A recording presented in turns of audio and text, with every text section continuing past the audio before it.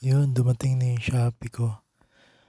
Air tacker siya para sa mga seat cover ng mga motor. Ito na. First time kong gagawa ng gantong seat cover sa motor. Ayan, tinatanggal ko na yung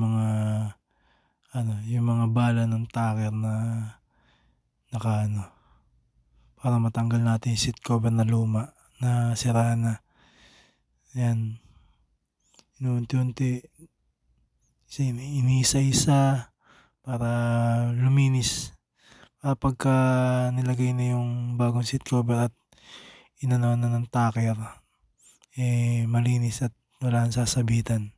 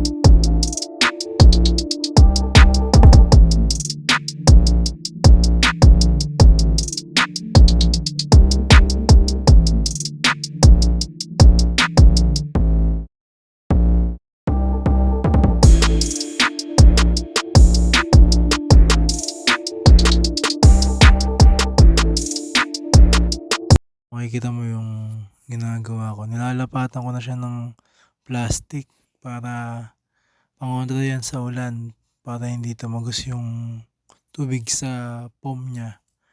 Ayan, nilapatan ko na rin siya ng seat cover para yung plastic at seat cover maglalapat yan para dire-diretso na yung gagawin ko. Papantayin ko na siya, yung label niya, tapos harap at likod, unahan tsaka likuran, tinaker ko na yan para yung mga gilid, diyan ko na unti-untiin yung gilid niya para lumapat lahat. Yan na.